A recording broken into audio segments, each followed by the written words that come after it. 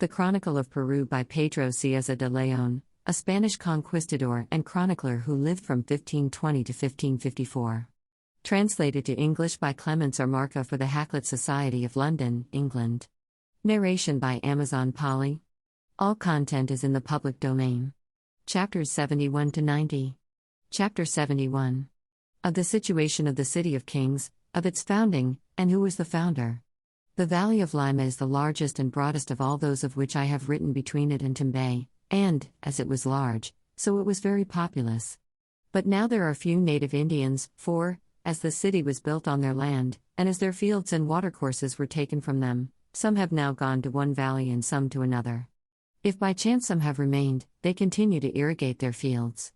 At the time when the Adelantado Don Pedro de Alvarado came to this kingdom, the Adelantado Don Francisco Pizarro, who was His Majesty's governor, was in Cusco, and, while the Marshal Don Diego de Almagro was doing those things which I mentioned in my chapter on Riobamba, he came down to the coast, and determined to found a city in this valley. At that time neither Truxillo, Arequipa, Huamanga, nor any of the other cities were commenced. While the governor Don Francisco Pizarro was thinking of founding this city, after having inspected Sangalan and other sites on the coast, he one day came with some Spaniards to the place where the city now stands, and it appeared to him a convenient site, possessing all necessary advantages.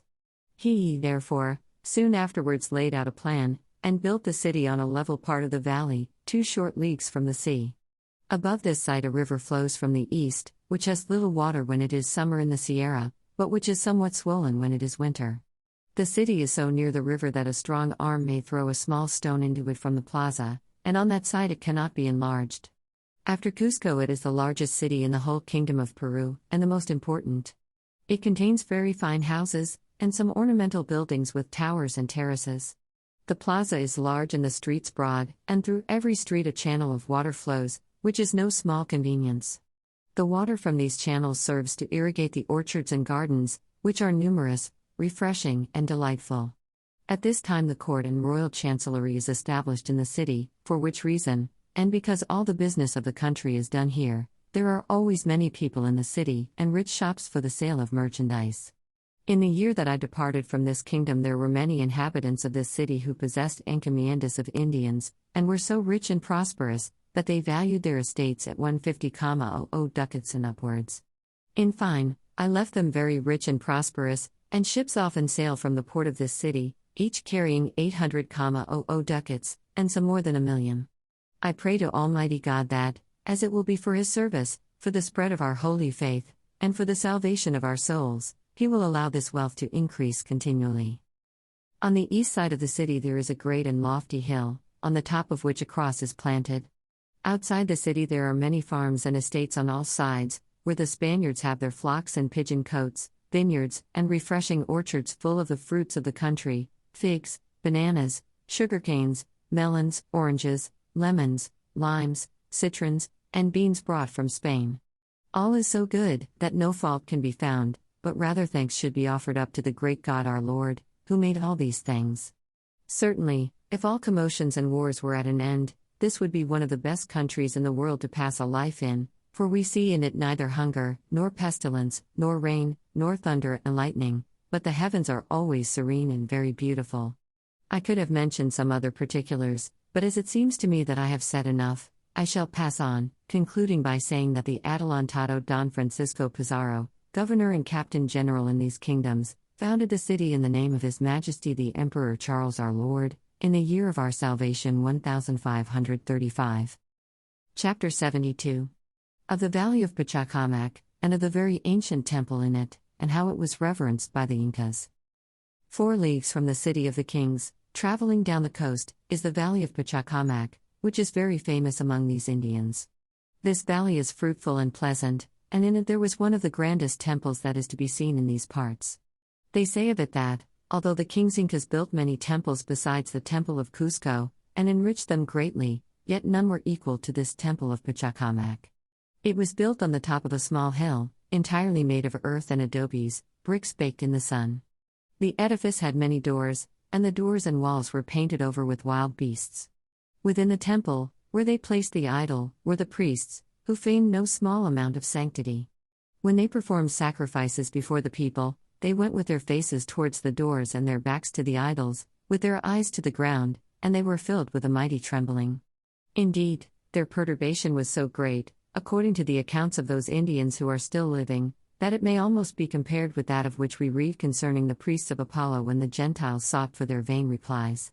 The Indians further relate that they sacrificed animals, and some human blood of persons whom they had killed, before the figure of this devil, which, at their most solemn festivals, gave replies, and when the people heard them, they believed them to be true. In the terraces and lower parts of this temple a great sum in gold and silver was buried. The priests were much reverenced, and the chiefs obeyed them in many of the things which they ordered. Near the temple many great buildings were erected for the use of those who came on pilgrimage, and no one was considered worthy to be buried in the vicinity of the temple except the chiefs, or those who came as pilgrims bringing offerings to the temple. When the annual festivals of the year were celebrated, a great concourse of people assembled, rejoicing to the sound of such instruments of music as they use. When the lords Incas, in extending their sway, came to this valley of Pachacamac, and saw the grandeur and great antiquity of the temple, and the reverence paid to it by all the people in the neighborhood, they knew that it would be very difficult to put aside this feeling, although it was their general practice to order temples to the sun to be built in all the countries they conquered. They, therefore, agreed with the native chiefs and with the ministers of this god or devil, that the temple of Pachacamac should continue with the authority and reverence it formerly possessed, and that the loftiest part should be set aside as a temple of the sun. This order of the Incas having been obeyed, the temple of the sun became very rich and many virgins were placed in it. The devil Pachacamac was delighted with this agreement, and they affirmed that he showed great satisfaction in his replies, seeing that his ends were served both by the one party and the other, while the souls of the unfortunate simpletons remained in his power. Some Indians say that this accursed demon Pachacamac still talks with the aged people. As he sees that his authority and credit are gone, and that many of those who once served him have now formed a contrary opinion, he declares that he and the God of whom the Christians preach are one, and thus with other false and deceitful words induces some to refuse the water of baptism. Nevertheless God, taking pity on the souls of these sinners, is served by many coming to his knowledge and calling themselves sons of the Church. Thus every day some are baptized. The temple is now so completely dismantled that the principal edifice is gone altogether, and in the place where the devil was once so served and adored, a cross is planted to increase his terror, and to be a comfort to the faithful. The name of this devil is intended to signify creator of the world, for Camac means creator and Pasha, the world. When the governor Don Francisco Pizarro, God permitting it, seized Atahualpa in the province of Caxamarca, he heard wonderful reports of this temple, and of its great riches. He, therefore, sent his brother, the Captain Hernando Pizarro, with some Spanish troops, with orders to seek out the valley, and take all the gold he could find in the accursed temple, with which he was to return to Caxamarca. Although the Captain Hernando Pizarro succeeded in reaching the temple of Pachacamac, it is notorious among the people that the priests had already taken away 400 loads of gold, which have never yet appeared, nor do any Indians now living know where they are. Nevertheless Hernando Pizarro, the first Spanish captain who came to this place, found some gold and silver. As time passed on, the Captain Rodrigo Organs, Francisco de Godoy, and others, took a large sum of gold and silver from the burial places. It is considered that there is much more, but as the place where it was buried is unknown, it was lost. From the time that Hernando Pizarro and his Christians entered the temple, the devil has had little power, the idols have been destroyed, and the temple and other edifices have fallen into ruins. Insomuch that very few Indians now remain in the place. This valley is as full of trees as the other valleys, and many cows and other stock are reared in the fields, besides mares, from which come some good horses. Chapter 73. Of the valleys between Pachacamac and the fortress of Huarco, and of a notable thing which is done in the valley of Huarco. From this temple of Pachacamac, where the temple is, the road leads to Chilca, and at that place there is a thing well worthy of note, for it is very strange. It is this, that neither rain falls from heaven, nor does any river or spring flow through the land, and yet the greater part of the valley is full of crops of Indian corn, of roots, and of fruit trees. It is a marvelous thing to hear what the Indians do in this valley.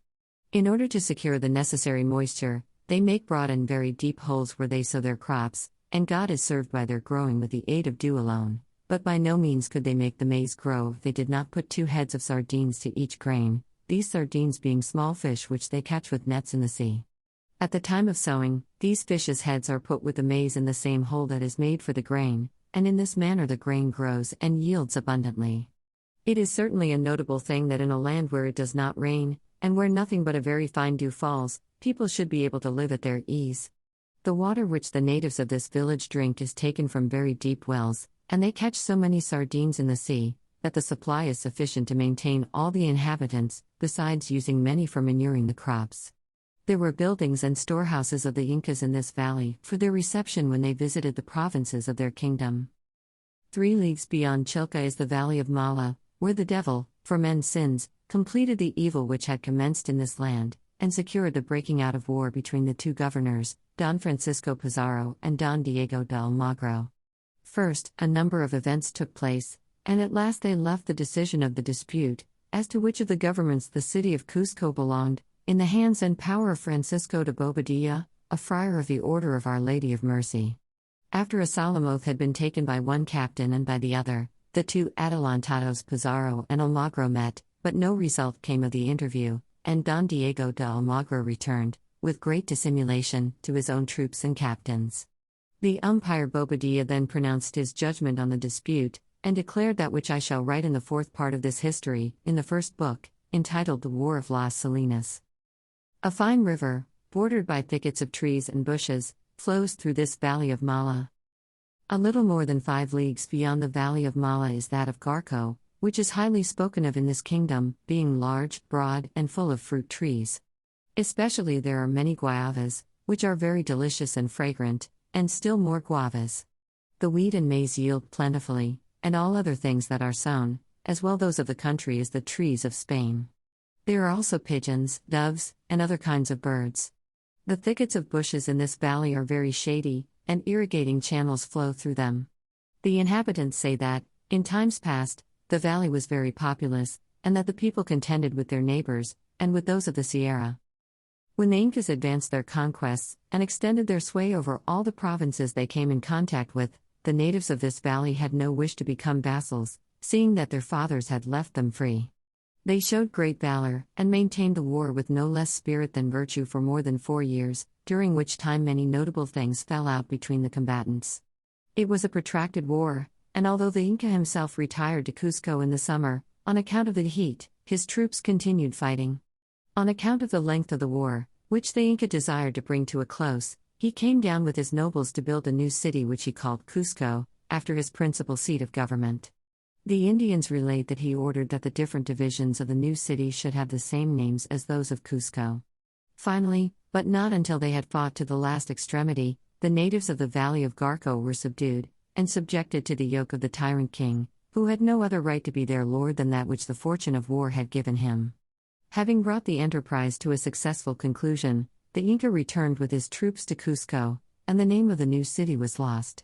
Nevertheless, he ordered the most handsome and imposing fortress in the whole kingdom to be erected on a high hill commanding the valley to commemorate his victory. It is built on great square slabs, the portals are very well made, and the halls and courts are very large. From the upper part of this royal house a stone flight of steps leads down to the sea, and the waves dash with such force against the base of the edifice, that it causes wonder to think how it could have been built with such strength and solidity. In its time this fortress was richly adorned with paintings, and it contained great treasure in the days of the kings Incas. Although the building is so strong, and the stone so large, there does not appear to be any mortar or other cement by which they were joined together. When the edifice was built, they say that, on reaching the interior of the rock, they made holes with their picks and other tools, and filled them with great slabs and stones, and thus it is that the building is so strong. Considering that it is built by these Indians, the building is worthy of praise, and must cause admiration to those who see it, although now it is ruined and deserted. It may still be seen to have been a great work in times past. It seems to me that both Spaniards and Indians should be forbidden, under heavy penalties, from doing further injury either to this building or to the remains of the fortress at Cusco, for these 2 edifices are those which should cause most admiration in all Peru, and, as time rolls on, they may even be made use of for some good purpose. Chapter 74. Of the great province of Chincha, and how much it was valued in ancient times. About 2 leagues beyond the fortress of Garco is a rather large river called Lunahuana, and the valley which it forms is like all the rest. 6 miles further on is the large and beautiful valley of Chincha, so far famed throughout Peru, as well as feared in former days by the other natives. When the Marquis Don Francisco Pizarro, with his 13 companions, discovered the coast of this kingdom, it was said on all sides that Chincha was the fairest and best part of it. Thus it was that, by reason of the fame borne by the place, and without knowing the secrets of the soil, he sought from His Majesty the government of a territory extending from the river of Santiago or Tempola to this valley of Chincha. As to the origin of the Indians of Chincha, they say that, in time past, a quantity of them set out under the banner of a valiant captain of their own tribe and arrived at this valley of Chincha, where they found many inhabitants, but all of such small stature that the tallest was barely 2 cubits high. The newcomers being valiant, and the natives cowardly and timid, the former gained possession. They also affirm that all the natives perished, and that the fathers of the grandfathers of men now alive saw their bones in certain tombs which were as small as has been described. These Indians thus became lords of the valley, they flourished and multiplied, and built their villages close together. They say that they heard a certain oracle near a rock, and that they all hold the place to be sacred. They call it Chincha and Keme. They constantly made sacrifices, and the devil held converse with the older men and deceived them as he did all the other Indians. The principal chiefs of the valley, and many other Indians, have now become Christians, and a monastery of the glorious Saint Dominic has been founded in the valley. But to return to our subject. They affirm that the Indians of this valley increased so rapidly in numbers and in power, that those of the other neighboring valleys sought friendship and alliance with them as a great honor and advantage. Finding themselves so powerful, they are said to have set out to rob the provinces of the Sierra at the time that the first Incas were founding the city of Cusco. They are said to have done much mischief in Soras and Lucanas, and to have got as far as the great province of the Callao, whence, after having taken great spoils, and gained many victories, they returned to their valley. Here they and their descendants lived, given up to their pleasures and amusements, with over many women, and following the same rites and customs as the other tribes. The valley was so populous, that many Spaniards say, that when the Marquis conquered it, it contained more than 25,000 men. At present, I believe, that there are barely 500, such have been the strifes and misfortunes they have gone through. The lordship of this valley was also safe and prosperous until the valiant Inca Yupanqui extended his rule in this direction.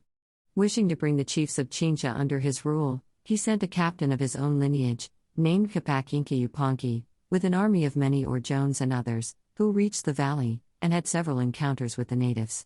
Not being able to subjugate them, the Orjones passed on, but in the time of Tupac Inca Yupanqui, father of Huayna Capac, they were finally conquered, and from that time they obeyed the laws of the Lords Incas. The villages of the valley were ruled by them, and great buildings and storehouses were erected for the king. The Incas did not deprive the chiefs of their lordship, but his delegate lived in the valley, and the natives were ordered to worship the sun. Thus a temple was built, and many virgins and priests to celebrate festivals resided in it. But, notwithstanding that this temple of the sun was so preeminently established, the natives did not cease to worship also in their ancient temple of Chinchaycama. The king's Incas also sent Mitamis into this great valley, and ordered that, during certain months in the year, the native chiefs should reside at the court of Cusco.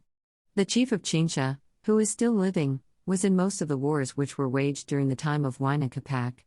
He is a man of ability and good understanding for an Indian. This valley is one of the largest in all Peru, and it is a beautiful thing to see its channels of water and groves of trees, and the great abundance of fruit, more especially the luscious and fragrant pepinos, not like those of Spain, although they bear some resemblance.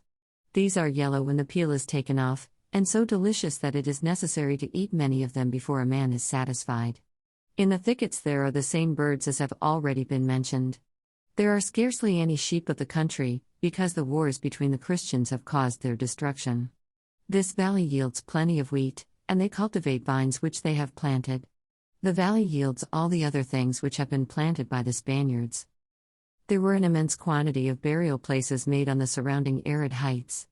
The Spaniards opened many of them, and obtained a great quantity of gold. The native Indians were fond of dancing, and the chiefs went about with much ceremony and parade, and were reverenced by their vassals. After the Incas established their rule, the natives copied many customs from them, adopted their dress and imitated them in all other things as their sole lords. The large population of this great valley has been reduced by the long civil wars in Peru, and because many natives have been taken away to carry burdens for the Spaniards, as is well known. Chapter 75. Of the other valley, as far as the province of Tarapacá.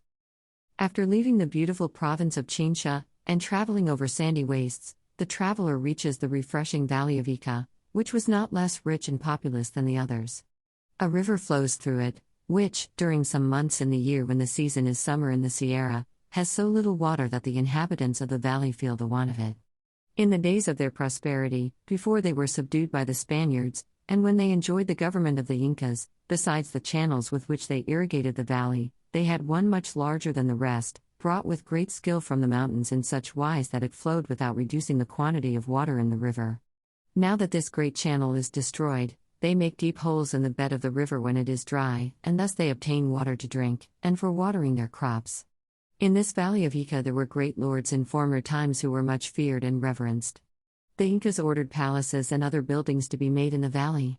The inhabitants had the same customs as the other Indians, burying live women and great treasure with their dead. In this valley there are very large woods of algaroba trees, and many fruit trees of the kinds already described, besides deer, pigeons, doves, and other game. The people breed much cattle. From this valley of Ica the road leads to the beautiful rivers and valleys of Nazca, which were also very populous in times past, and the streams were made to irrigate the fields. The late wars destroyed by their cruelty, as is well known, all these poor Indians. Some Spaniards of credit told me that the greatest harm to the Indians was done during the dispute of the two governors Pizarro and Almagro, respecting the boundaries of their jurisdictions, which cost so dear, as the reader will see in the proper place.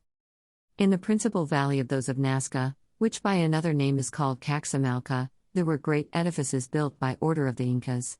I have nothing more to say of the natives than that they also assert that their ancestors were valiant, and esteemed by the kings of Cusco. I have heard that the Spaniards took a quantity of treasure from the burial places, or huacas. These valleys being so fertile, as I have said, a great quantity of sweet canes have been planted in one of them, of which they make much sugar for sale in the cities of this kingdom. The great road of the Incas passes through all these valleys, and in some parts of the desert signs may be seen to indicate the road that should be taken. Beyond these valleys of Nazca is that of Acari, and further on are those of Acona, Camana, and Quilca, in which there are great rivers. Notwithstanding that at the present time these valleys contain few inhabitants, in former times they were populous, but the wars and calamities have reduced their numbers of late years until there are now few left. These valleys are as fruitful and abundant as the others, and are well adapted for breeding stock. Beyond this valley of Quilca, which is the port of the city of Arequipa, are those of Chuli, Tambopala, and Ilo. Further on are the rich valleys of Tarapacá. Out of the sea, in the neighborhood of these valleys, rise some islands much frequented by seals. The natives go to them in balsas, and bring a great quantity of the dung of birds from the rocks, to apply to their crops of maize, and they find it so efficacious that the land, which formerly was sterile, becomes very rich and fruitful. If they cease to use this manure they reap little maize. Indeed the people could not be supported if the birds, lodging on the rocks round these islands, did not leave that which is afterwards collected, and considered so valuable as to become an article of trade between the natives. It does not appear to me necessary to dwell longer on the things concerning these valleys, for I have already written down the principal things I saw or was able to obtain notice of. I will conclude, therefore, by saying that there are now few natives, and that in ancient times there were palaces and storehouses in all the valleys, the tribute rendered to the kings Incas being conveyed partly to Cusco, partly to Hadancala, partly to Vilcas, and partly to Caxamalca. The principal grandeur of the Incas was in the Sierra. I now pass on to the valleys of Tarapacá. It is certain that there are very rich mines in these valleys of Tarapacá, of white and resplendent silver. Further on, I am told by those who have traveled in these parts, there are some deserts which extend to the borders of the government of Chile. Along all this coast they kill fish, some of them good, and the Indians make balsas of sealskin for their fishing, and in some parts there are so many seals that the noise they make when congregating together is a thing worth hearing. Chapter 76. Of the founding of the city of Arequipa, how it was founded, and who was its founder. The distance from the city of the kings to that of Arequipa is 120 leagues. The city of Arequipa is built in the valley of Quilca, 14 leagues from the sea, in the most healthy and best part for building. The situation and climate of this city is so good that it is praised as the most healthy in all Peru and the most pleasant. The country yields very good wheat, of which they make excellent bread.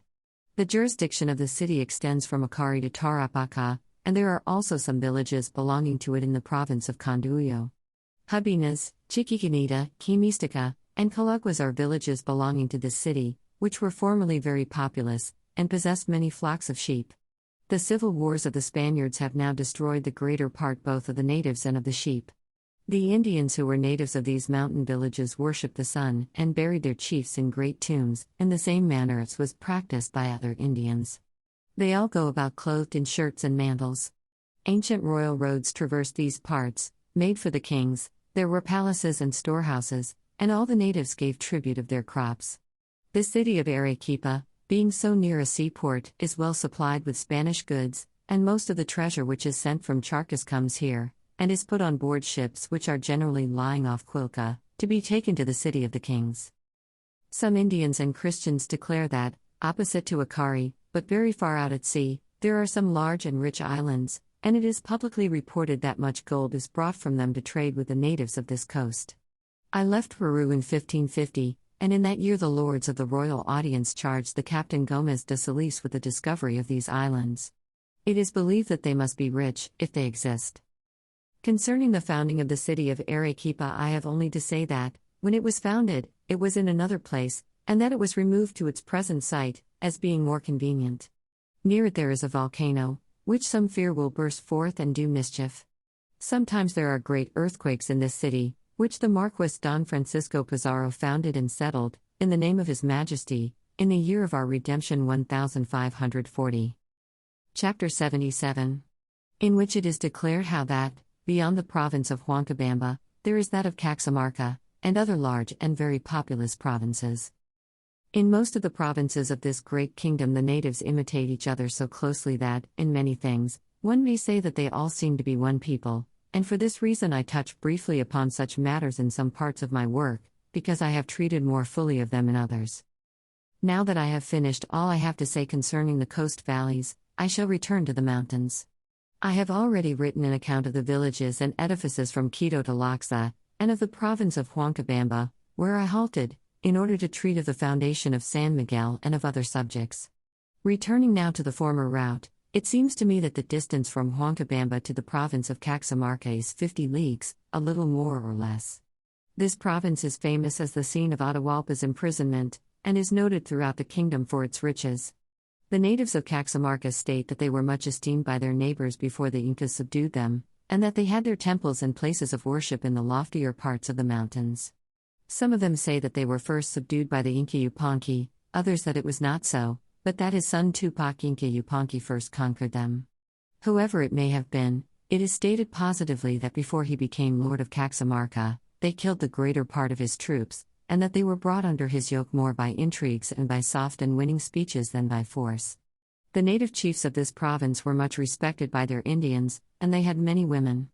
One of the wives was the principal, and her son, if she had one, succeeded in the lordship. When the chiefs died, the same customs were observed as have already been described. Their wives and riches were buried with them, and there was much and long continued lamentation. Their temples and places of worship were much venerated, and the blood of sheep and lambs was offered up as sacrifice. They say that the ministers of these temples conversed with the devil, and when they celebrated their festivals, they assembled a vast concourse of people in a clear open space, and performed dances, during which they consumed no small quantity of wine made from maize. They all go dressed in mantles and rich tunics, and wear a peculiar headdress as a distinguishing mark, being narrow cords in the manner of a fillet. When the Incas had subdued this province of Caxamarca, it is said that they valued it greatly, and ordered palaces and a very grand temple of the sun to be built, besides many storehouses. The virgins of the temple were employed in weaving very fine cloths, which they dyed with better and more perfect colors than can be done in most other parts of the world. In this temple there were great riches for its services, and on certain days the ministers saw the devil, with whom they had intercourse and converse. There were a great number of Midamis in this province of Caxamarca, obeying the superintendent, who had orders to collect tribute and bear rule over the province. The officers in charge of storehouses in various parts of the country came to him to give an account of their charge, for he was the chief officer in these districts, and also bore rule over many of the coast valleys. And although the people on the coast had the temples and sanctuaries already described by me, and many others, yet many of them came to worship the sun, and to offer sacrifices. There are many things worthy of note in the palaces of the Incas, especially some very fine baths, where the chiefs bathed when they were lodged in those edifices. Now the province of Caxamarca is much diminished in importance, for when Huayna Capac, the rightful king of these realms, died in the very year that the Marquis Don Francisco Pizarro, with his 13 companions, by the grace of God, discovered this prosperous kingdom, his firstborn and general heir, Huáscar, being the eldest son that he had by his legitimate wife the Coya, which is the name of the queen, took the fringe and crown of the whole kingdom, as soon as his father's death was known in Cusco. He sent messengers in all directions, with orders that, since his father was dead, all men should obey him as sole lord. But, during the War of Quito, waged by Huayna Capac, the great captains Calsuchima, Quizquiz, Huaynclawalpec, and Rumi Noy had been engaged, who were very famous, and had intrigued to make another new Cusco in Quito, and to form a kingdom in the northern province, divided and separated from Cusco. They wished to take for their lord a noble and very intelligent youth named Atahualpa, who was well beloved by all the veteran soldiers and captains, for he had set out with his father from Cusco at a tender age, and marched with the army for a long time. Some Indians even say that Huayna Capac himself, before his death, reflecting that the kingdom which he left was so vast as to extend along 1,000 leagues of coast, determined to leave Quito and his other conquests to Atahualpa. However this may be, it is certain that, when Atahualpa and his followers knew that Huáscar desired them to yield obedience to him, they took up arms.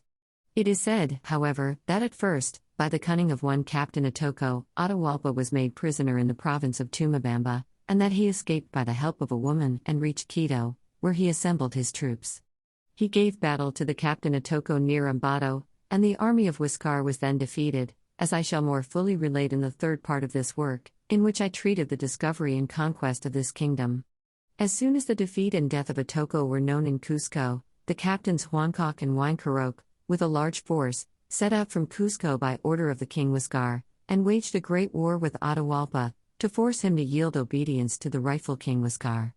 Atahualpa not only refused to do this, but sought to obtain the kingdom for himself. Thus there was a great struggle, and it is affirmed by the Indians themselves that more than 100,000 men were killed in the wars and battles, in which Atahualpa was always victorious. At last he came with his army to the province of Caxamarca, which is the reason that I treat of his history in this part, and here he first heard of the strange people who had entered the country, and who were then not far off. Thinking it certain that it would be very easy to capture them and hold them as his servants, he ordered his captain Calsuchima to march to Cusco with a great army, and either seize or kill his enemy. Meanwhile he himself remained in Caxamarca, at which place the governor Don Francisco Pizarro arrived, and afterwards those events took place which ended in the encounter between the forces of Atahualpa and the Spaniards, who did not number more than 150 men, the death of many Indians, and the imprisonment of Atahualpa. Owing to these troubles, and to the length of time that the Christian Spaniards remained there, Caxamarca received much damage, and as, for our sins, there have never ceased to be civil wars, it has not recovered. It is held in encomienda by the Captain Melchor Verdugo, a citizen of Truxillo. All the edifices of the Incas and the storehouses are, like the rest, in a ruinous condition. This province of Caxamarca is very fertile, and yields wheat like another Sicily. They also breed stock, and raise abundance of maize and of edible roots, and of all the fruits which I have mentioned as growing in other parts. Besides these, there are falcons, many partridges, doves, pigeons, and other game. The natives are well-mannered, peaceful, and amongst themselves they have some good customs, so as to pass through this life without care. They think little of honor, and are not ambitious of having any, but they are hospitable to Christians who pass through their province, and give them good food, without doing them any evil turn, even when the traveler is solitary. For these and other things the Spaniards praise the Indians of Caxamarca. They are very ingenious in forming irrigating channels, building houses, cultivating the land, breeding stock, and in working gold and silver. They also make, with their hands, as good tapestry from the wool of their sheep as is to be found in Flanders, and so fine that the threads of it look like silk, although they are only wool. The women are amorous, and some of them are beautiful. They go dressed in the same way as the palace, or ladies of Cusco. The temples and huacas are now in ruins, and the idols are broken, many of the Indians having become Christians. There are always priests and friars among them, teaching them our holy Catholic faith. Chapter 78. Of the foundation of the city of the frontier, who was its founder, and of some customs of the Indians in the province. Before reaching this province of Caxamarca, a road branches off, which was also made by order of the king's Incas. It leads to the country of the Chachapoyas, where the city of the frontier is built. It will be necessary to relate how it was founded, and I shall then pass on to treat of Huánuco. I hold it to be quite certain that, before the Spaniards conquered this country of Peru, the Incas, who were its natural lords, had great wars and made many conquests. The Chachapoyas Indians were conquered by them, although they first, in order to defend their liberty, and to live in ease and tranquility, fought with such fury that the Incas fled before them. But the power of the Incas was so great that the Chachapoyas Indians were finally forced to become servants to those kings, who desired to extend their sway over all people. As soon as the royal government of the Incas was established, many persons came from Cusco to secure its continuance, who received land to cultivate, and sites for their houses, not very far from a hill called Carmanca, close to the present city. As there were disturbances in the provinces bordering on Chachapoyas, the Incas ordered frontier garrisons to be established under the command of some of the Orjones, to overawe the natives. For this reason there were great stores of all the arms used by the Inca soldiers, to be ready in case of need. These Indians of Chachapoyas are the most fair and good-looking of any that I have seen in the Indies, and their women are so beautiful that many of them were worthy to be wives of the Incas, or inmates of the temples of the sun. To this day the Indian women of this race are exceedingly beautiful, for they are fair and well-formed. They go dressed in woolen cloths, like their husbands, and on their heads they wear a certain fringe, the sign by which they may be known in all parts. After they were subjugated by the Incas, they received the laws and customs according to which they lived, from them. They adored the sun and other gods, like the rest of the Indians, and resembled them in other customs, such as the burial of their dead and conversing with the devil. The Marshal Don Alonso de Alvarado, being a captain under the Marquis Don Francisco Pizarro, entered this province. After he had conquered it, and reduced the natives to the service of His Majesty, he peopled and founded the city of the frontier in a strong place called Levanto, and began to prepare the ground for building with spades and pickaxes, but in a few days he removed to another province, which is considered healthy, inhabited by the Huancas. The Chachapoyas Indians and these Huancas serve the citizens of the new city who hold encomiendas over them, and the same thing is done in the province called Cascayanca, and in others which I refrain from mentioning, as I have seen little of them. In all these provinces there were great storehouses of the Incas, the villages are very healthy, and near some of them there are rich gold mines. All the natives go about in clothes, men as well as women. They sacrificed to their gods, and had great flocks of sheep. They made rich and valuable cloth for the Incas, and they still make it, as well as such fine and beautiful tapestry as would be highly esteemed anywhere. In many parts of the provinces subject to this city, there are trees and fruits like those already described. The land is fertile, and wheat and barley yield well as vines, fig trees, and other fruit trees of Spain that have been planted. In customs, ceremonies, modes of burial, and sacrifices, the same may be said of these Indians as of all the others, for they also buried their dead in great tombs, accompanied by live women and their riches. The Spaniards have farms in the vicinity of the city for their crops and animals, where they reap a great quantity of wheat, and the legumes of Spain also yield well. The Cordillera of the Andes passes to the eastward of the city, and to the west is the South Sea. Beyond the woods and fastnesses of the Andes is Moyobamba, and other very large rivers, and some villages of Indians who are less civilized than those I have been describing, as I shall repeat in the account of the conquest made by the Captain Alonso de Alvarado in Chachapoyas, and by Juan Perez de Guevara in the provinces which are situated in the forests. It may be held for certain that the land in this part is peopled by the descendants of the famous Captain Ancoalo, who, owing to the cruelty of the captains general of the Inca towards him, fled from his native country, and went away with those Shancas who desired to follow him, as I shall relate in the second part. Fame relates wonderful things of a lake, on the shores of which it is said that the villages of these people are built. In the year of our Lord 1550 there arrived at the city of the frontier, the noble Cavalier Gomez de Alvarado being then its governor, more than 200 Indians, who related that it was some years since a great body of them started from the land where they lived, and traveled over many provinces, but that they had fought so many battles that only the number of men I have mentioned were left. These Indians declare that to the eastward there are vast and populous regions, some of them very rich in gold and silver. These Indians, with those who were killed, set out to seek new lands for their homes, at least so I have heard. The Captain Gomez de Alvarado, the Captain Juan Perez de Guevara, and others, have demanded the grant of this region, and many soldiers have waited on the Viceroy for permission to follow these captains, if they receive a commission to make this discovery. The city of the frontier was founded and settled by the Captain Alonso de Alvarado, in the name of His Majesty, the Adelantado Don Francisco Pizarro being his governor of Peru, in the year of our redemption 1536. Chapter 79. Which treats of the foundation of the city of León de Huánuco, and who was its founder. To describe the founding of the city of León de Huánuco, it must be understood, first, that when the Marquis Don Francisco Pizarro founded the rich city of the kings in the valleys and deserts of the coasts, all the provinces which were then within the jurisdiction of that city had to do service, and the citizens held encomiendas over the chiefs. And the tyrant Ilitopa, with other Indians of his tribe, waged war against the natives of the district, and ruined the villages, so that the repartimientos became excessive. At the same time many of the conquerors were without any encomienda of Indians. The Marquis was, therefore, desirous of gratifying these Spaniards, especially some who had followed the Adelantado Don Diego de Almagro, and had afterwards become his friends, by giving them Indians. He wished to satisfy those who had labored for His Majesty by giving them some profit from the land, and, notwithstanding that the municipality of the City of the Kings protested against what they thought might be to their detriment, he named the Captain Gomez de Alvarado, brother to the Adelantado Don Pedro de Alvarado, as his lieutenant to found a city in the province called Huánuco, with a small force of Spanish soldiers. Thus Gomez de Alvarado set out, and, after some encounters with the natives, he founded the city of León de Huánuco and named persons to hold offices in it.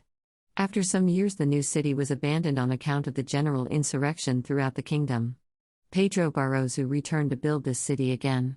Finally, with powers from the licentiate Cristóbal Baca de Castro, after the bloody Battle of Chupas, Pedro de Puelles completed the settlement, Juan de Varagas and others having previously captured the tyrant Ilitopa.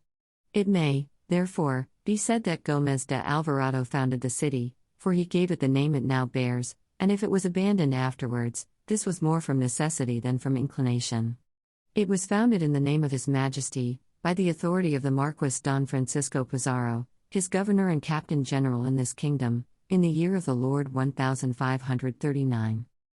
Chapter 80. Of the situation of this city, of the fertility of its fields, and of the customs of its inhabitants, also concerning a beautiful edifice or palace of the Incas at Huánuco. The situation of this city of León de Huánuco is good, and is considered very healthy. It is praised as a place where the nights and mornings are cool, and where men are healthy, owing to a good climate. They reap wheat and maize in great abundance, and they also have grapes, figs, oranges, lemons, limes, and other fruits of Spain, and of the fruits of the country there are many kinds which are excellent. They grow the pulses of Spain, and besides all these there are large banana plantations. Thus it is a prosperous town, and there is hope that it will increase every day. They breed many cows, goats, and mares in the fields, and have abundance of pigeons, doves, partridges, and other birds, as well as falcons to fly at them. In the forest there are some lions and very large bears, besides other animals. The royal roads passed through the villages near this city, and there were storehouses of the Incas, well supplied with provisions. In Huánuco there was a fine royal edifice, the stones of which were large and very accurately set. This palace was the chief place in the provinces of the Andes, and near it there was a temple of the sun, with many virgins and priests. It was so grand a place in the time of the Incas, that more than 30,000 Indians were set apart solely for its service. The overseers of the Indians had charge of the collection of tribute, and the people of the surrounding districts assisted the work at the palace with their services. When the king's Incas ordered that the lords of the provinces should appear personally at the court of Cusco, they came. It is said that the Indians of many of these nations were hardy and valiant, and that, before the Incas subjugated them, they had many cruel wars, so that the people were scattered and did not know each other, except when they gathered together at their assemblies and festivals. They built fortresses on the heights, and carried on wars with each other on very slight provocation. Their temples were in places convenient for making sacrifices and performing other superstitious rites, and where those could hear the replies of the devil who were set apart for that duty. They believed in the immortality of the soul in that same blind fashion as is common with all the other Indians. These Indians of Huánuco are intelligent, but they answer yes to everything that is asked of them. The chiefs, when they died, were not put into their tombs alone, but were accompanied by the most beautiful of their wives, as is the custom with all the other tribes. These dead men lie with their souls outside their bodies, and the women who are buried with them in the great vaults await the awful hour of death, holding it to be an auspicious and happy thing to go with their husbands and lords, and believing that they will soon again have to do them the same service as they did in this world. Thus it seemed to them that the sooner they departed from this life, the sooner they would see their lords and husbands in the other. This custom originates, as I have said before on other occasions, from the apparition of the devil in the fields and houses, in the form of chiefs who had died, accompanied by their wives who had been buried alive. There were some sorcerers who watched the signs of the stars amongst these Indians. After these people were conquered by the Incas, they adopted their rites and customs. In each of their villages there were royal storehouses, and they adopted more decent ways of dressing and ornamenting themselves, and spoke the general language of Cusco in conformity with the law and edict of the kings, which ordered that all their subjects should know and speak it. The Conchucos, the great provinces of Huelos, Tamara, Bombon, and other districts large and small, are under the jurisdiction of this city of León de Huánuco. They are all very fertile and productive, yielding many edible roots which are wholesome and nourishing, and good for the sustenance of animal life. In former times there was so great a number of flocks of sheep that it could not be counted, but the late wars have caused their destruction to such an extent that very few remain. The natives preserve them for the sake of their fleeces, from which they make their woolen clothing. The houses of these Indians are built of stone, and thatched with straw. On their heads they all wear peculiar headdresses of cords, by which they are known. Although the devil has had great power over them, I have not heard that they commit the abominable crime. In truth, however, as in all other parts, there must be bad men among them. In many parts of this province they find great mines of silver, and when the Spaniards begin to work them they will yield largely. Chapter 81. Of what there is to be said concerning the country from Caxamarca to the valley of Zaxa, and of the district of Huamachuco, which borders on Caxamarca. Having told all that I was able to gather touching the foundation of the cities of the frontier of Chachapoyas and of León de Huánuco, I shall now return to the royal road, and describe the provinces between Caxamarca and the beautiful valley of Zaxa, a distance of 80 leagues, a little more or less, all traversed by the royal road of the Incas. 11 leagues beyond Caxamarca there is another large province called Huamachuco, which was once very populous, and halfway on the road to it there is a very pleasant and delightful valley. It is surrounded by mountains and is therefore cold, but a beautiful river flows through it, on the banks of which grow wheat, vines, figs, oranges, lemons, and many other plants which have been brought from Spain. In ancient times there were buildings for the chiefs in the meadows and dales of this valley, and many cultivated fields for them and for the temple of the sun. The province of Huamachuco is like that of Caxamarca, and the Indians are of the same race, imitating each other in their religion and sacrifices, as well as in their clothes and headdress. In times past there were great lords in this province of Huamachuco who were highly favored by the Incas. In the principal part of the province there is a great plain, where the tampas and royal palaces were built, amongst which there are two the thickness of which was 22 feet, and the length as much as a horse's gallop, all made of stone, embellished with huge beams, over which the straw was laid with much skill. Owing to the late troubles the greater part of the population of this province has perished. The climate is good, more cold than hot, and the country abounds in all things necessary for the sustenance of man. Before the Spaniards arrived there were great flocks of sheep in the province of Huamachuco, and in the lofty and uninhabited mountains there were other wild kinds, called guanacos and vicunas, which resemble those which are domesticated. They told me that, in this province, the Incas had a royal chase, and the natives were forbidden to enter it for the purpose of killing the wild animals, on pain of death. It contained some lions, bears, and deer. When the Inca desired to have a royal hunt, he ordered 3,000, 4,000, 10,000 or 20,000 Indians to surround a wide tract of country, and gradually to converge until they could join hands. The game was thus collected in the center, and it is great fun to see the guanacos, how they jump up into the air with fright, and run from one side to the other, seeking for a way to get out. Another party of Indians then enters the enclosure, armed with clubs, and kills the number of animals that the Lord requires, often 10,000 or 15,000 head, such was the abundance of these animals. They made very precious cloth from the wool of the vicuñas, for the use of the Inca, his wives, and children, and to ornament the temples. These Indians of Huamachuco are very docile, and have almost always been in close alliance with the Spaniards. In times past they had their religious superstitions, and worshipped certain stones as large as eggs, and others still larger, of different colors, which they kept in their huacas in the snowy mountain heights. After they were conquered by the Incas they worshipped the sun, and became more civilized, both in their government and in their personal habits. In their sacrifices they shed the blood of sheep and lambs, flaying them alive without cutting off their heads, and presently cutting out their hearts and entrails with great rapidity, to search in them for signs and omens, for some of them were sorcerers, who also watched the courses of comets, like other heathens. The devil came to the place where they had their oracles, with whom it is publicly known that they held converse. Now these things have come to an end, their idols are destroyed, and a cross has been raised in their stead, to strike terror and dismay into our adversary the devil. Some of the Indians, with their wives and children, have become Christians, and every day, by reason of the preaching of the Holy Gospel, more are converted, for in these buildings and edifices there are clergymen who teach the people. The royal road of the Incas goes from the province of Huamachuco to the Conchucos, and in Bombon it joins another road equally large. One of these roads is said to have been made by order of Tupac Inca Yupanqui, and the other by order of his son Huayna Capac. Chapter 82.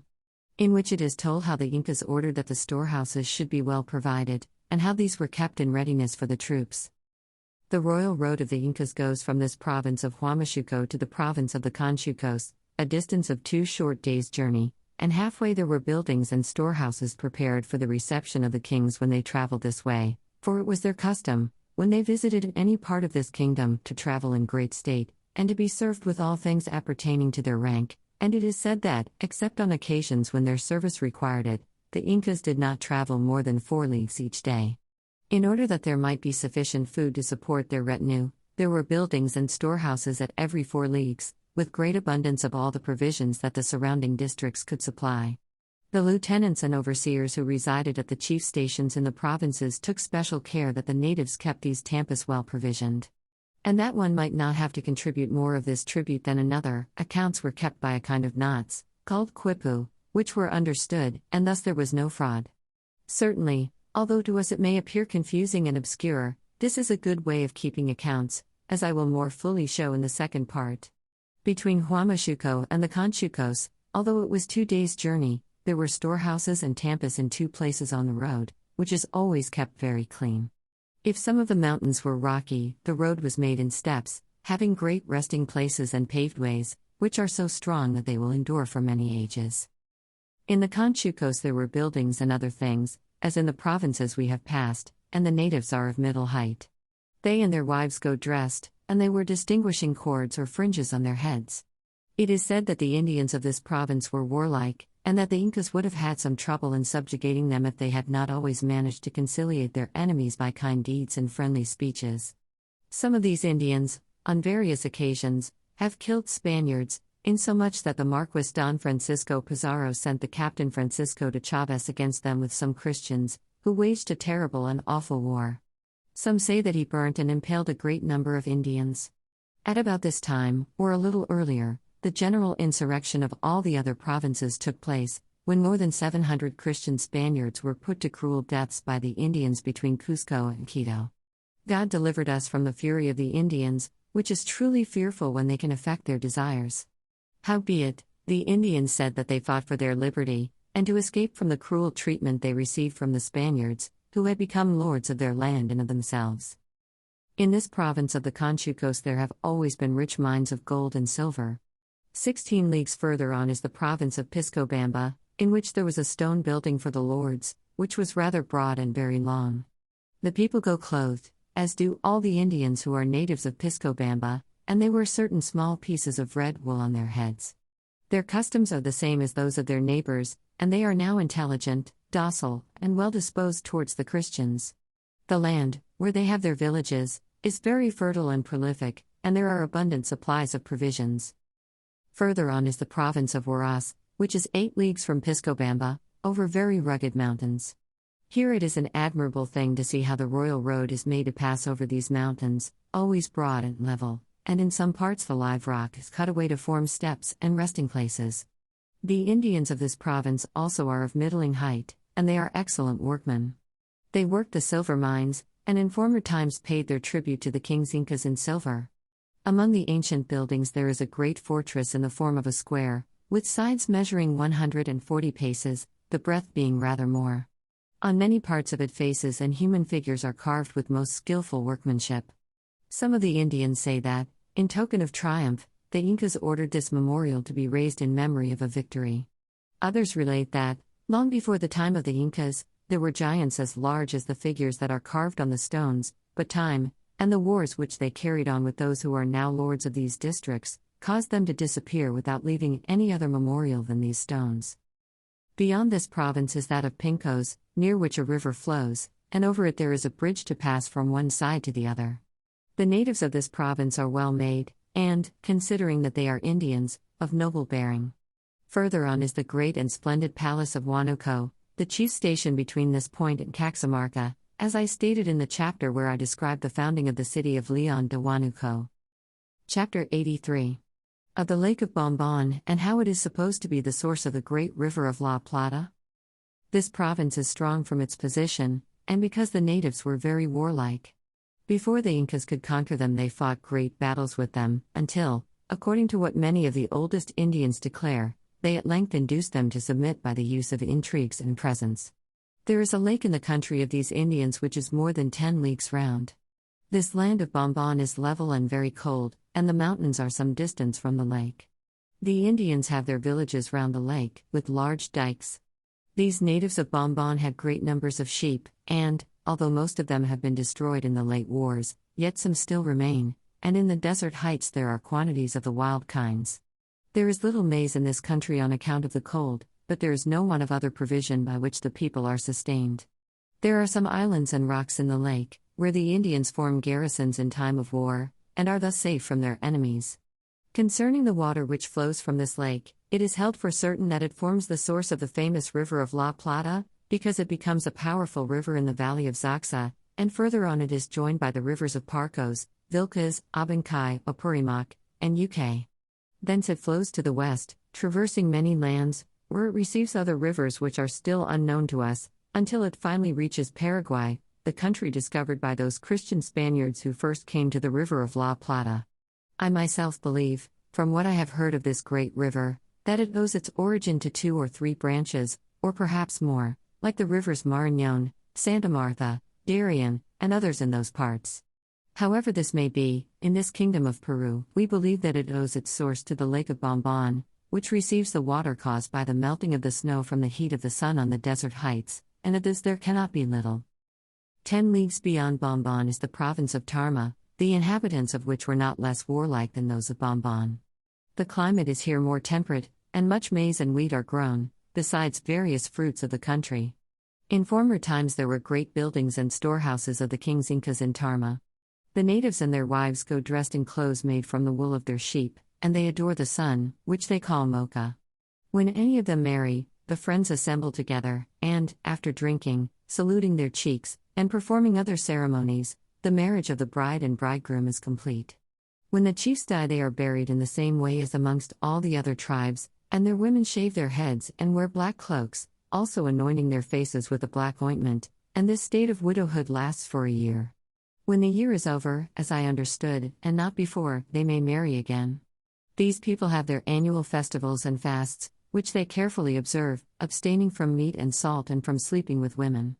They also ask him who is considered most religious, and on the best terms with their gods and devils, to fast for a whole year for the benefit of the others. This being done, at the time of maize harvest, they assemble and pass some days and nights in eating and drinking. It is notorious that some of them converse with the devil in their temples, and the devil replied in a terrible voice. From Tarma, traveling by the royal road of the Incas, the traveler reaches the great and beautiful valley of Zaxa, which was one of the principal districts in Peru. Chapter 84. Which treats of the valley of Zaxa, and of its inhabitants, and relates how great a place it was in times past. A river flows through this valley of Zaxa, which is that which I said, in the chapter on Bombon, was the source of the river of La Plata. The valley is 14 leagues long and 4 to 5 broad, in some places more, in others less. It was so populous throughout, that, at the time the Spaniards first entered it, they say for certain that it contained more than 30,000 Indians. Now I doubt whether it has 10,000. They were divided into 3 tribes, although all are and were known by the name of Huancas. They say that this arrangement has existed since the time of Huayna Capac or of his father, who divided the lands and settled their boundaries. One of these tribes was called Zaxa, whence the valley took its name, and the chief Cusixica. The second was called Maricavalca, over which Huacarapara was chief. The third was known as Laxalanca, and its chief Alaya. In all these parts there are great buildings of the Incas, but the largest edifices were in the principal part of the valley, called Zaxa. Here there was a great area covered with strong and well-built stone edifices, a house of Virgins of the Sun, a very rich temple, and many storehouses well supplied with provisions. Here there were many workers in silver, who made vases of silver and gold for the service of the Incas, and for ornaments in the temple. There were more than 8,000 Indians set apart for the service of the temple and palaces.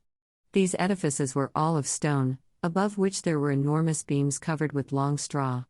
These Huancas had great battles with the Incas before they were conquered, as I will relate in the second part.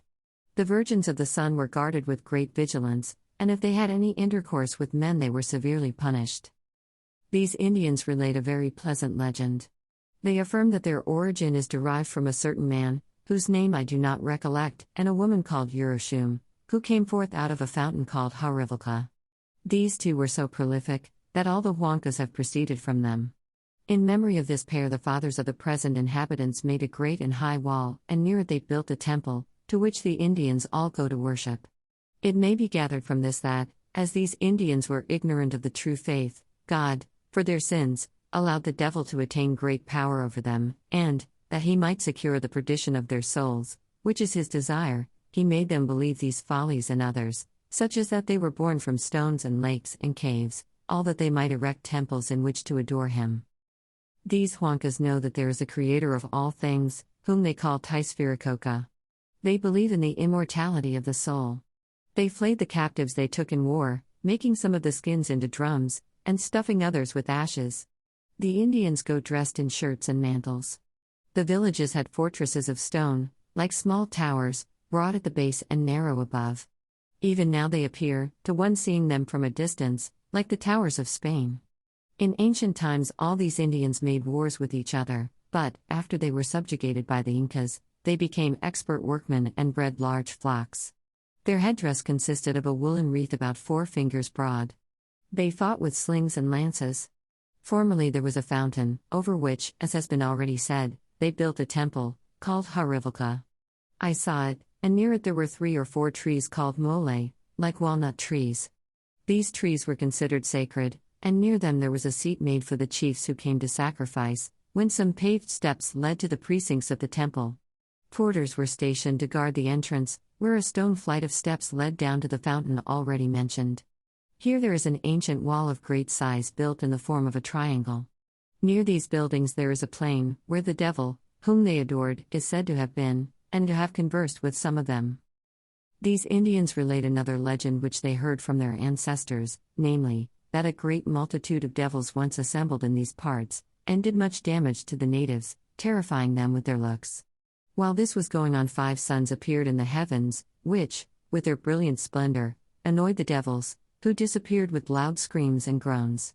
The devil Harivilca, who was in this place, was never seen again, and all the places where he had stood were scorched and burnt.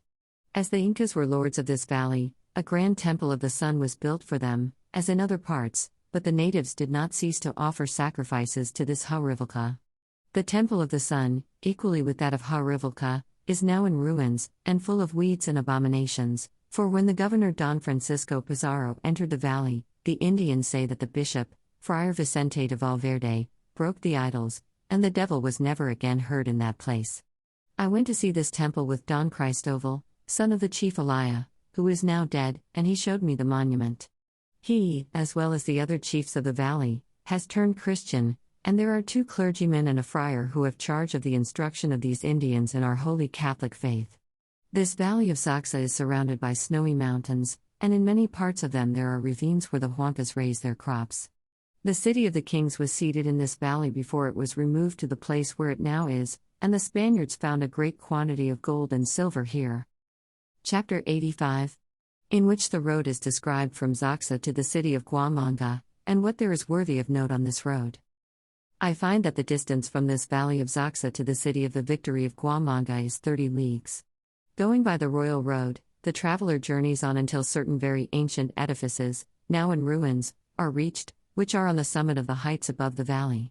Further on is the village of Acos, near a morass full of great rushes. Here, also, there were edifices and storehouses of the Incas, as in all the other towns of this kingdom. The natives of Acos live away from the royal road, in some very rugged mountains to the eastward. I have nothing more to say of them, except that they go dressed in woolen clothes, and that their houses are of stone thatched with straw. The road goes from Acos to the buildings at Pico, then over a hill, the descent from which is rugged and would seem difficult, yet the road continues to be so broad and smooth, that it almost seems to be passing over level ground.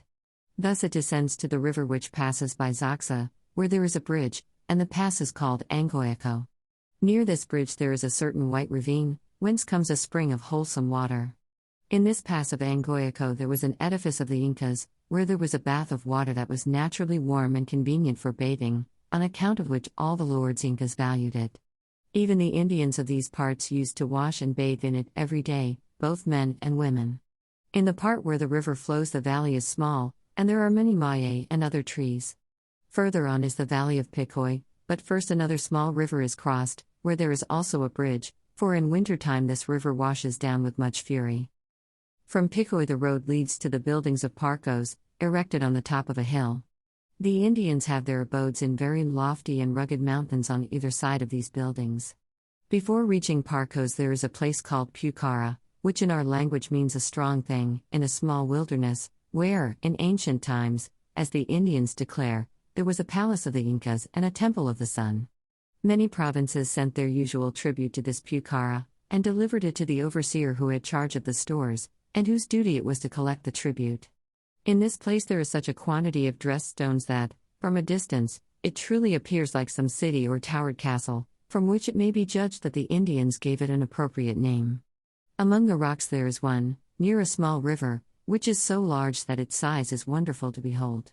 I saw it, and slept one night under it, and it appeared to me that it had a height of 200 cubits, and a circuit of more than 200 paces. If it was on any dangerous frontier, it might easily be turned into an impregnable fortress.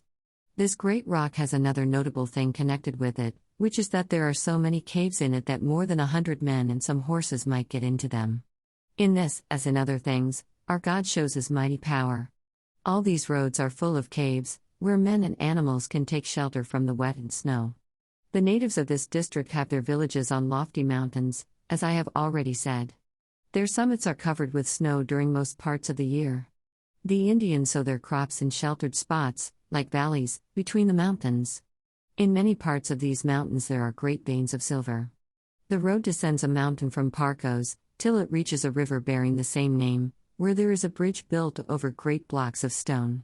This mountain of Parcos is the place where the battle took place between the Indians and the captain Morgovjo de Quiñones, and where Gonzalo Pizarro ordered the captain Gaspar Rodriguez de Campo Redondo to be killed, as I shall relate in another part of my work.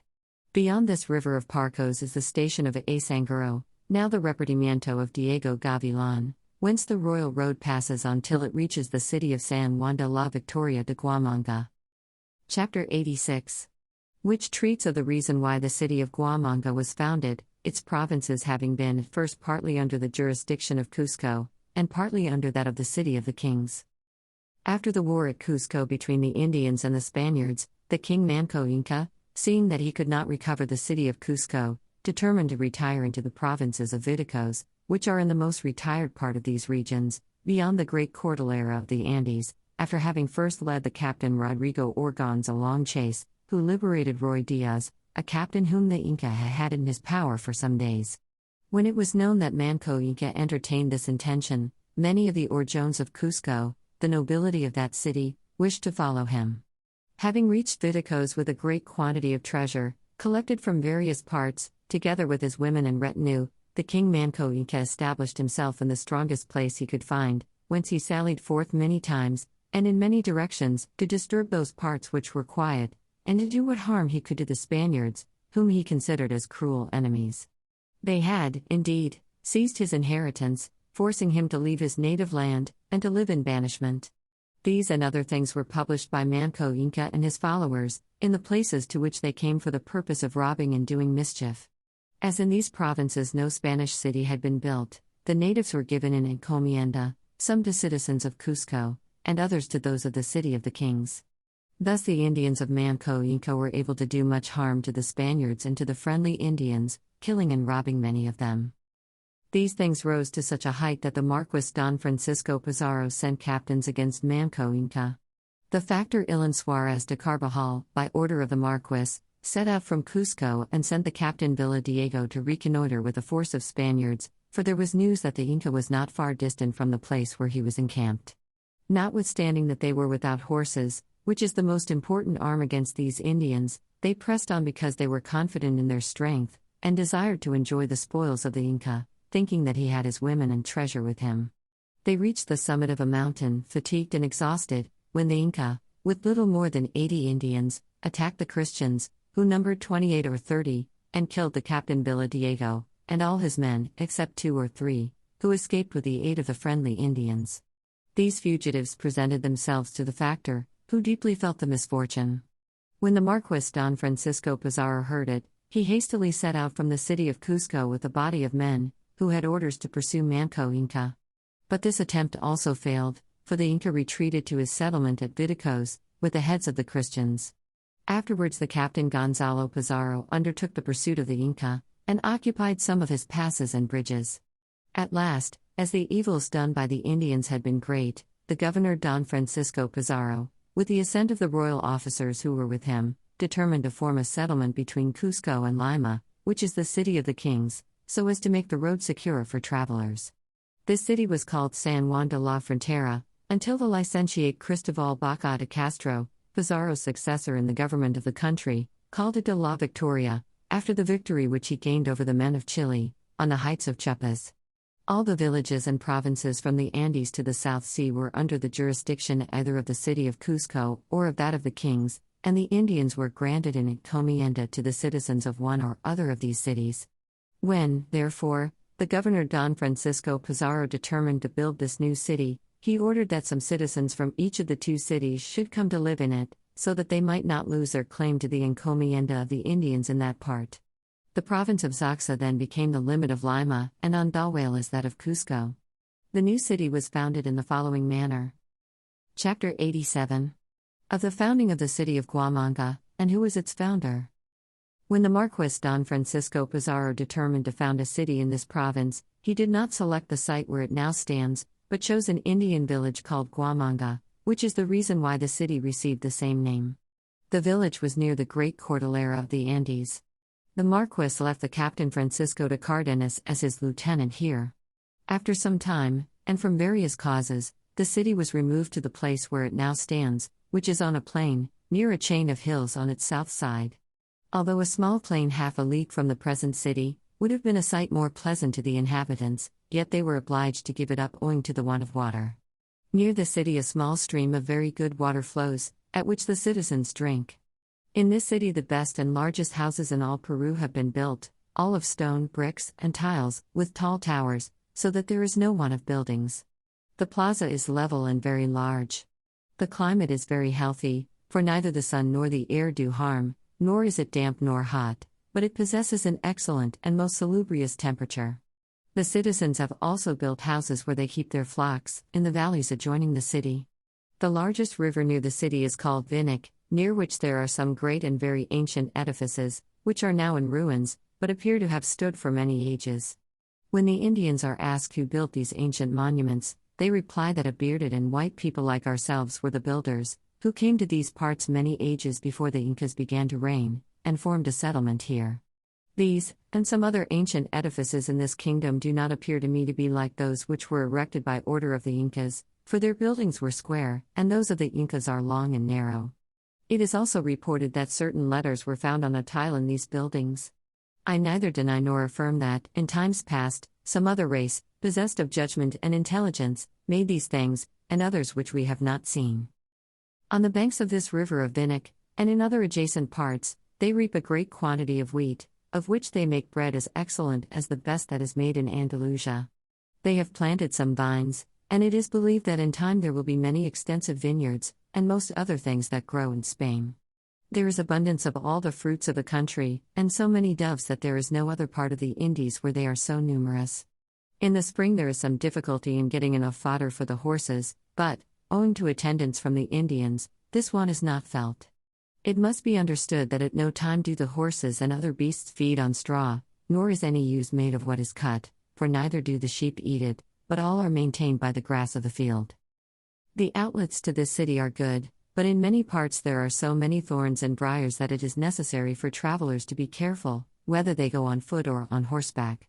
The city of San Juan de la Victoria de Guamanga was founded and settled by the Marquis Don Francisco Pizarro, governor of Peru, in the name of His Majesty, on the 9th day of the month of January, 1539.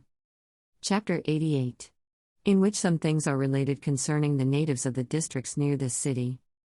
Many Indians have been given in encomienda to the citizens of Guamanga, and notwithstanding that they are numerous, yet the wars have caused the destruction of great numbers. Most of them were Mitamis, who, as I have already said, were Indians transported from one province to another, the work of the king's Incas. Some of these were Urjones, although not of the principal families of Cusco. To the eastward of this city is the great mountain chain of the Andes. To the west is the coast of the South Sea. I have named villages which are near the royal road. The others have very fertile land round them, and large flocks. All the Indians go about clothed. They had temples and places of worship in secluded corners, where they performed their sacrifices and vain ceremonies. In their burials they practiced the same customs as all the other Indians, interring live women and treasures with their dead. After they were brought under the yoke of the Incas, they adored the sun, and adopted the laws and customs of their conquerors. Originally they were a brave race, and so warlike that the Incas were hard put to it, when they invaded their country, insomuch that, in the days of the Inca Yupanqui, after the Soras and Lucanas, provinces inhabited by a robust people, had been subdued, these Indians fortified themselves, in great numbers, in strong positions. For, to preserve their liberty, and escape servitude under a tyrant, they thought little of hunger and long protracted wars.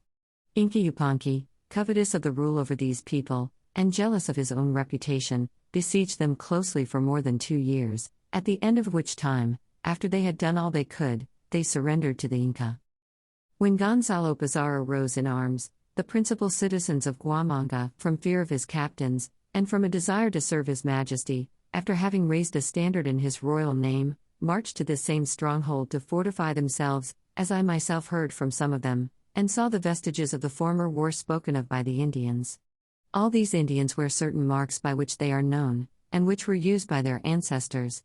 Some of them were much given to omens, and were great sorcerers, pretending to predict what would happen in the future, on which occasion they talked nonsense, as all must do who try to foretell what no creature can know, for God alone can tell what is about to happen. Chapter 89. Of the great buildings in the province of Vilcas, which are beyond the city of Guamanga. The distance from the city of Guamanga to that of Cusco is 60 leagues, a little more or less. On this road is the plain of Chupas, where the cruel battle was fought between the governor Baca de Castro and Don Diego de Almagro the Younger. Further on, still following the royal road, are the edifices of Vilcas, 11 leagues from Guamanga, which, say the natives, was the center of the dominions of the Incas, for they assert that from Quito to Vilcas is the same distance as from Vilcas to Chile, these being the extreme points of the empire. Some Spaniards, who have traveled from one end to the other, say the same. Inca Yupanqui ordered these edifices to be built, and his successors added to them. The Temple of the Sun was large and richly ornamented. On one part of the plain, towards the point where the sun rises, there was a chapel for the lords, made of stone and surrounded by a low wall, which formed a terrace about 6 feet broad, with other steps upon it, on the highest of which there was a seat where the Lord stationed himself when he said his prayers. This seat was made of a single enormous stone, 11 feet long and 7 broad. They say that this stone was once set with gold and precious stones, for it was thus that they adorned a place held by them in great veneration. On another stone, which is not small, in the center of the open space. They killed animals and young children as sacrifices, whose blood they offered to their gods. The Spaniards have found some treasure on these terraces. By the side of the chapel were the palaces of Tupac Inca Yupanqui, and other great buildings, besides many storehouses where they put the arms and fine cloths, with all other things paid as tribute by the Indians of provinces within the jurisdiction of Vilcas, which was, I have heard it said in other places, as it were the head of the kingdom. Near a small hill there were, and still are, more than 700 houses, where they stored up the maize and other provisions for the soldiers who marched that way. In the middle of the great square there was another forum or seat, where the Lord sat to witness the dances and festivals. The Temple of the Sun, which was built of stones fitted one on the other with great skill, had 2 doorways, approached by 2 flights of stone stairs, having, as I counted them, 30 steps apiece.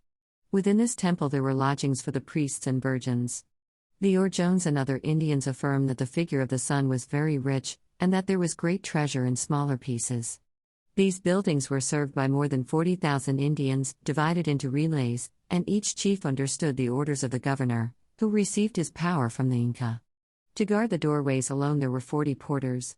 A gentle channel of water, conducted with much skill, flowed through the great square, and the lords also had their secret baths both for themselves and for their women. What may now be seen of all this are the outlines of the buildings, the walls of the chapels, the temple with its steps all in ruins, and other ruined buildings. In fine, it once was what it now is not, and by what it now is we may judge what it once was. Some of the first Spanish conquerors saw this edifice entire and in its perfection, as I have myself been told by them. From Vilcas the road passes to Uramarca, which is 7 leagues nearer Cusco, and here the great river called Vilcas is crossed, the name being given because it is near these buildings. On each side of the river there are very large stone pillars made very strong and with very deep foundations. From these pillars a bridge of ropes, like those used for drawing water with a wheel, is slung across the river. These ropes are so strong that horses may pass over with loosened rein, as if they were crossing the bridge of Alcantara, or that of Cordova. The bridge was 166 paces long when I passed over it. The river rises in the province of the Soras, which is very fertile, and inhabited by a warlike race. They and the people of Lucanas speak one language, and go about dressed in woolen cloths. They possess large flocks, and in their provinces there are rich mines of gold and silver. The Incas esteemed the Soras and Lucanas so highly, that their provinces were favored, and the sons of their chiefs resided at the court of Cusco. There are storehouses in these provinces, and great numbers of wild flocks in the desert mountains. Returning to the royal road, the traveler reaches the buildings of Uramarca, which is a village of Mitamis, for most of the natives were killed in the wars of the Incas. Chapter 90. Of the province of Andahuaylas, and of what is to be seen as far as the valley of Zacuixaguana. When I entered this province of Andahuaylas, the chief of it was an Indian named Guasco, and the natives were called Shankas. They go about dressed in woolen shirts and mantles. In former times they were so valiant, that they not only conquered other lands and lordships, but extended their dominion so widely that they came near to the city of Cusco. There were fierce encounters between those of the city and these Shankas, until, by the valor of the Inca Yupanqui, the Shankas were conquered. The captain Ancolo, so famous in these parts for his great bravery, was a native of this province. They relate that he could not endure to be under the yoke of the Incas, and under the orders of his captains, so, after having performed great deeds in the districts of Tarima and Bombon, he penetrated into the depths of the forests, and his followers peopled the banks of a lake which is, according to Indian statements, down the course of the river of Moyobamba. When I asked these Shankas concerning their origin, they told me such another legend as did those of Zaxa. They said that their fathers were born in, and came out of, a small lake called Siclococha, and conquered the country as far as a place called Chuquibamba, where they established themselves. After some time they strove with the Quichuas, a very ancient nation, who were lords of this province of Andahuaylas, and conquered their country, which they have been lords of ever since. They held the lake out of which they came to be sacred, and it was their chief place of worship, where they prayed and made sacrifices. They buried their dead in the same way as the other Indians, and believed in the immortality of the soul, which they called Sinkin, a word which also means heart. They buried women alive with the bodies of their lords, and also treasure and apparel. They had their days set apart for solemnizing festivals, and places where they held their dances. As there are priests in this province laboring among the Indians, some of them have become Christians, especially among the young men. The Captain Diego Maldonado has always held these Indians in encomienda. They all wear their hair long and plaited into many very small plaits, with some woolen cords which are allowed to fall below the chin. Their houses are of stone. In the center of the province there were large edifices and storehouses for the chiefs. Formerly the Indians in this province of Andahuaylas were very numerous, but the wars have reduced them, as they have done the other Indians of this kingdom. The province is very long, and contains many large flocks of domesticated sheep. The part which is forest is not included within the limits of the province. This province is well supplied with provisions, it yields wheat, and there are many fruit trees in the warm valleys. We were here for many days with the President Gasca, when he marched to punish the rebellion of Gonzalo Pizarro, and great were the sufferings of these Indians from the exactions of the Spaniards. The good Indian chief of this valley, Huasco, was very diligent in collecting supplies. From this province of Andahuaylas, which the Spaniards usually call Andahuaylas, the road leads to the river of Abancay, which is 9 leagues nearer Cusco, and this river, like many others, has its strong stone pillars, to which a bridge is attached. Where the river flows, the mountains form a small valley where there are trees, and they raise fruit and other provisions in abundance. It was on the banks of this river that Don Diego de Almagro defeated and captured the Captain Alonso de Alvarado, general for the governor Don Francisco Pizarro, as I shall relate in the book containing the history of the War of Las Salinas. Not very far from this river there were edifices and storehouses like those in all the other districts, but they were small and not of much importance.